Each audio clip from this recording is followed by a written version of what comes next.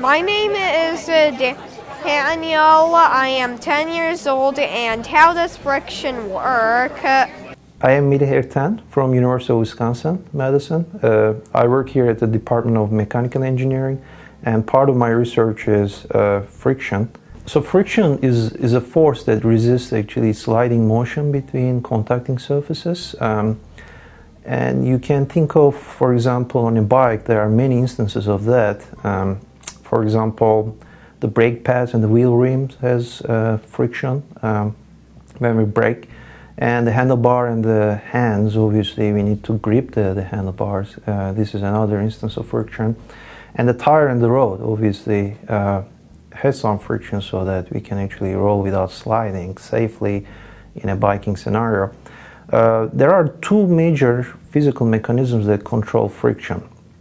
One is how sticky sliding surfaces are, and the second one is how much plowing and deformation we introduce by sliding those surfaces against each other. The first one, the stickiness of the surfaces, I can give an example. If I try to slide this box over the desk, it will be relatively simple, effortless, and then I will still feel some amount of resistance, but not too much. The resistance is friction.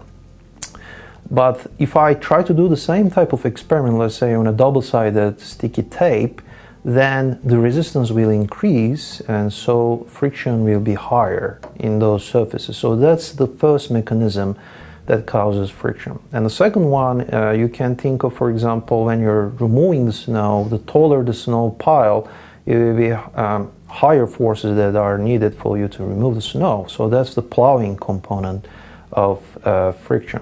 About 500 years ago, Leonardo da Vinci conducted first systematic set of experiments where he actually slid the same way I did in those experiments some boxes over some wooden block, and he tried to see how friction or the resistance to sliding changes if he changes the, let's say, surface area or the mass of the slider.